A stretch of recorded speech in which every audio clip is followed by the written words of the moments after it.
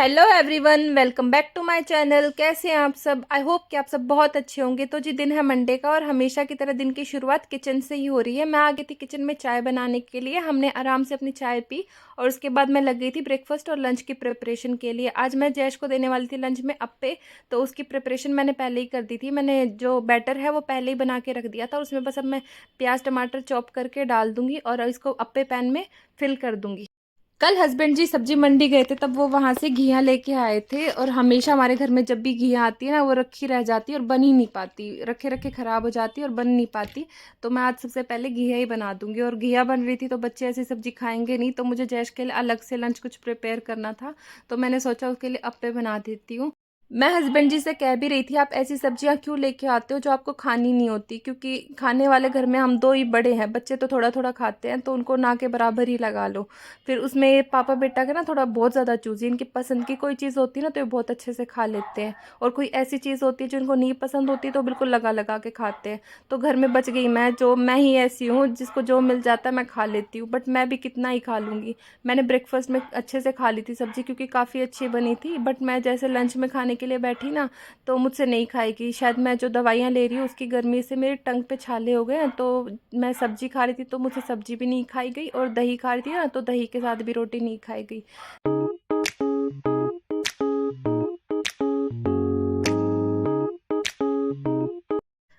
Pan गरम हो गया है तो मैं बस अब ये बैटर इसमें फिल कर दूंगी और इसको ढक के रख दूंगी, क्योंकि इसको ना लो फ्लेम में बनाना पड़ता है। तो मैं इसको बिल्कुल लो फ्लेम करके रख दूंगी और उसके बाद अपनी सब्जी की प्रिपरेशन करूंगी। यहाँ मैं चेक कर रही थी कि गैस ऑन है कि नहीं। मेरी दोनों जो बर्नर है ना, ये अपने आप, जैसे मैं गैस को लो फ्लेम पे करती हूँ, ये अपने आप बंद हो जाते हैं, तो मुझे बार बार चेक करना पड़ता है।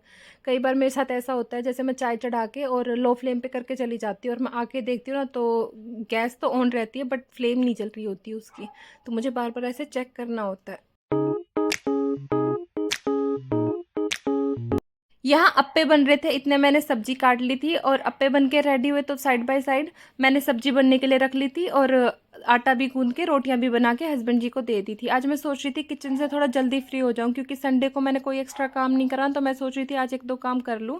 तो मुझे किचन से थोड़ा जल्दी फ्री होना था। मैं एक्चुअली मुझे जो मेरे गमले हैं ना उनकी पोजीशन चेंज करनी थी, क्योंकि कई दिन हो गए एक तरफ रखे हुए और बारिश का मौसम है, तो वहाँ कीड़े मकोड़ों का भी डर रहता है और सीलन भी आ जाती है।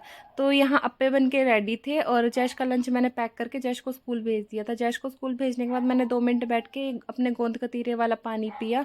ये काफ़ी अच्छा रहता है, जैसे गर्मियों में मेरे दाने हो रहे हैं ना, पिंपल्स हो रहे हैं, तो उसके लिए काफ़ी अच्छा रहता है। ये हस्बैंड जी का ब्रेकफास्ट। हस्बैंड जी के साथ साथ मैंने भी ब्रेकफास्ट कर लिया था और उसके बाद पूरी किचन अच्छे से क्लीन कर दी थी। किचन का सारा काम करके ही मैं रूम में आई थी, रूम की क्लीनिंग करने के लिए। और इस टाइम काश भी वॉशरूम में है। मैंने सोचा वो वॉशरूम में है ना, इतने में बेडशीट स्प्रेड कर देती हूँ, वो रहती है ना तो करने नहीं देती। मेरे दोनों बच्चे रात को ना ये गद्दे हटा हटा के इनके नीचे छुप के खेलते, इतने हल्के से गद्दे हैं ना, तो इनके नीचे छुप के वो अपने हाइड एंड सीक खेलते रहते हैं और कहते हैं हमें ढूंढो हम कहाँ हैं। तो मैं अभी काशवी से कोई देखने गई थी, उसको भी बार बार चेक करना पड़ रहा था। वो बाथरूम में बैठी बैठी भी मुझसे कुछ कुछ मांगे जा रही थी, कभी डब्बा दे दो कभी कुछ दे दो।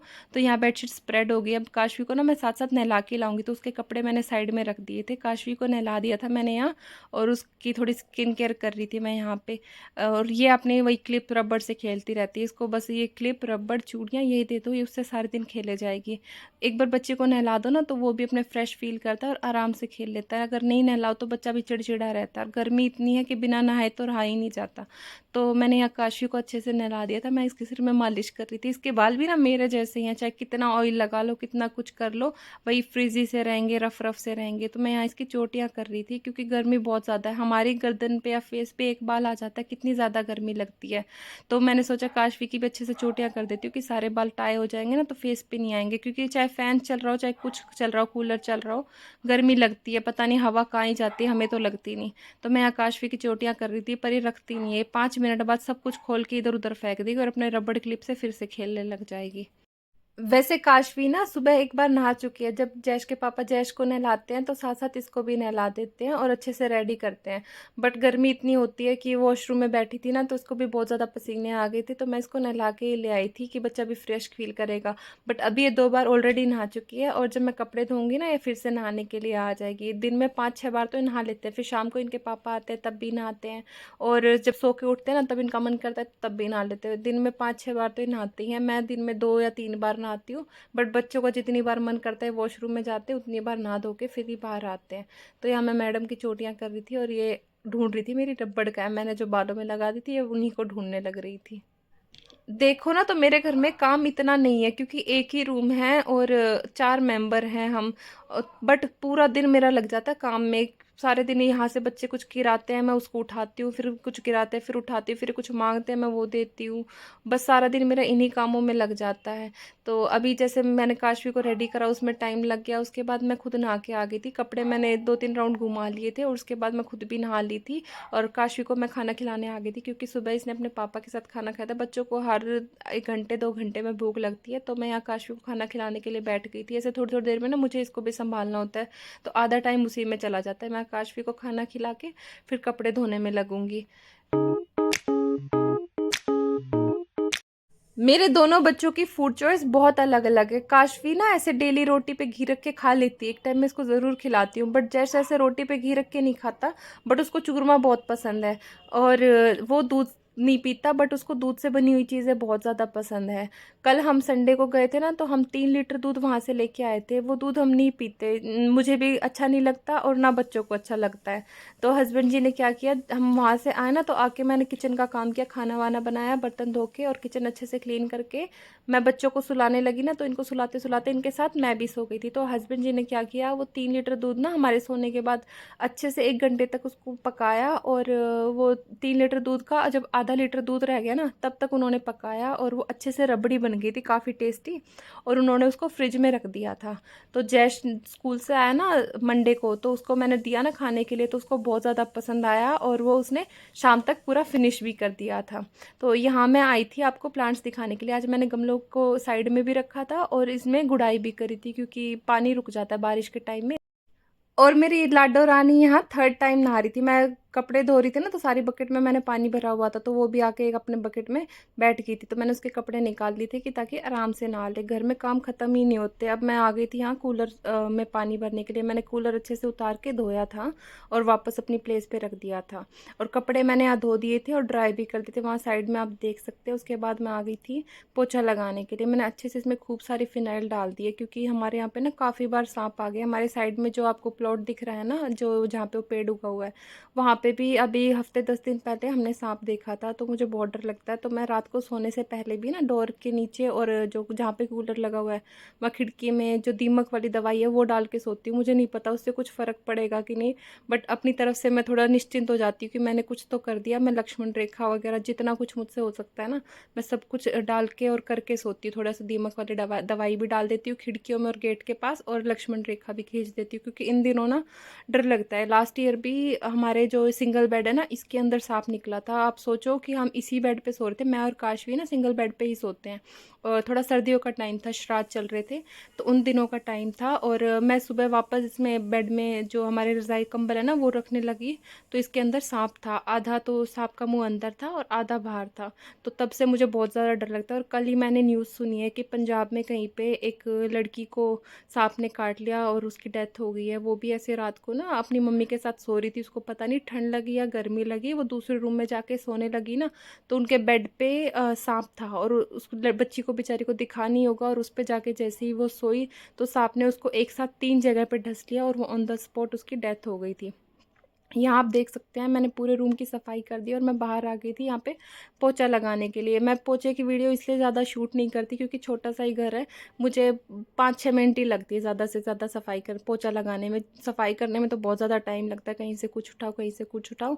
बट जब सारा सामान अरेंज हो जाता है, घर क्लीन हो जाता है ना, तो पोछा लगाने में मुझे 5 मिनट ही लगती है। क्योंकि अभी आप देख सकते हैं किचन भी बिल्कुल साफ़ है। मैंने कपड़े धोए थे ना, तो जो साबुन होता है सरफ़ वाला सरफ़ का जो पानी होता है, तो उसी से मैंने किचन भी साफ़ कर दी थी और वाइपर से अच्छे से क्लीन कर रखा है। बस अब मैं यहाँ से ड्राई करने के लिए पोछा लगा रही हूँ, बाकी बिल्कुल अच्छे से साफ़ है। अपनी तरफ से मैं अपना घर ना बहुत अच्छे से क्लीन करके साफ़ सुथरा करके रखती हूँ, बट ये फ्लोर ऐसी है और वॉल्स ऐसी है ना, वॉल्स पे बच्चों ने पेंसिल वगैरह चला रखी है, तो घर क्लीन दिखता नहीं है। एक तो फर्श ऐसी ब्लैक हो गई, तो चाहे कितनी सफाई कर लो इस पे भी सफाई नहीं दिखती और ना रूम में सफाई दिखती है। क्योंकि वॉल्स जब एकदम क्लीन होती है, न्यू न्यू पेंट होता है ना, तभी ऐसा लगता है कि हाँ भाई बहुत साफ़ सुथरा घर है। बट अब जब ऐसा घर होता है तो क्लीन वो सफाई नहीं दिखती। तो मैं पोछा लगा के यहाँ आ गई थी पाइप एक साइड करने के लिए। चीज़ों को अच्छे से सँभाल के रखो ना तो वो काफ़ी लंबे टाइम तक चलती है। जैसे मेरी पाइप ना ती 2 साल तो पुरानी है, बट कहीं से ना टूटी है ना गली है। जैसे ना मैं इसको धूप में ऐसे ही गिरा के रखती हूँ, धूप में पड़े रहने से भी चीज़ें ख़राब हो जाती है। हमारे नीचे जो आंटी रहती है ना, उनके पास भी ऐसी ही पाइप है और उन्होंने सेम टाइम पे खरीदी थी, पर उनकी कई जगह से फट गई है, वहाँ पे वो टेप वगैरह लगा के रखती हैं।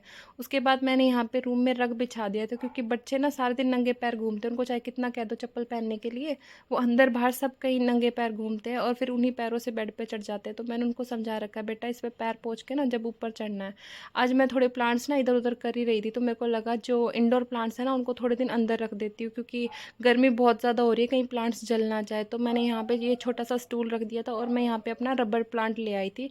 मेरा रबर प्लांट ना बहुत अच्छा ग्रो हो रहा है। जो लोग प्लांट्स को रखते हैं, जिन्होंने प्लांट्स की केयर करते हैं, उनको पता होगा रबर प्लांट कितना प्यारा प्लांट है। ये हम लाए थे ना जब इसमें सिर्फ 4-5 ही लीव्स थे, और आप देख सकते हैं इसमें ना 3-4 अलग अलग ब्रांचेस आ गई और बहुत सारी लीव्स हो गई है। तो यहाँ रूम मैंने अच्छे से सेट कर दिया था। बच्चे हैं घर में तो देखो थोड़ा बहुत तो मैसी रहेगा ही। उसके बाद मैं आ गई थी कपड़े सुखाने के लिए, और यहाँ हो रहा था आफ्टरनून का टाइम। जय स्कूल से आ गया था तो उसने तो वो घिया की सब्ज़ी खानी नहीं थी, तो मैंने उसके लिए यहाँ मैगी बनाई थी। काशवी और जैस दोनों इसमें से शेयर कर लेंगे थोड़ा थोड़ा। और मैंने अपने लिए खाना डाला तो मुझसे खाया नहीं गया, और हस्बैंड जी ने थोड़ा बहुत खा लिया था। तो मैंने अपने लिए रबड़ी डाली थी तो मुझे अच्छी लगी। मैंने जैश को कहा कि बेटा ये वो है, रस मलाई है। तो उसने टेस्ट करी ना, कहता मम्मा ये तो कुल्फ़ी है। तो मैंने उससे पूछा बेटा इसकी कुल्फ़ी जमा दो। उसने काफ़ी अच्छे से एक कटोरी उसने खाई, एक कटोरी मैंने खाई। यहाँ मैं इसकी कुल्फ़ी जमा ही रही थी तो मुझसे ज़रा सा गिर गया था, मैं उसको वापस क्लीन करके डाल रही थी। बट बच्चों ने आइसक्रीम ना जमने ही नहीं दी। ये बस बच्चे 2 घंटे सोए थे और सो के उठ के उन्होंने फिर खा ली थी। और वैसे मेरा फ्रिज ना कम कूलिंग करता, तो इतने कम टाइम में जम नहीं पाती। जैश को तो ये रबड़ी इतनी पसंद आई कि आज भी, यानी कि ट्यूसडे को जब मैं वॉइस ओवर कर रही हूँ, आज भी जब वो स्कूल से आया तो आते ही मुझसे बोला मम्मा वो आइसक्रीम रखी है। मैंने कहा नहीं बेटा आज तो नहीं है। तो पूछ रहा था मम्मी पापा कब बनाएंगे फिर से। तो जी आज का व्लॉग यहीं तक था। आई होप आपको ये व्लॉग पसंद आया होगा। अगर आपको ये व्लॉग थोड़ा सा भी पसंद आया है तो प्लीज़ मेरे चैनल को लाइक शेयर सब्सक्राइब करना ना भूलिएगा। मैं आपसे मिलती हूँ एक नई वीडियो में। Till then take care, bye bye.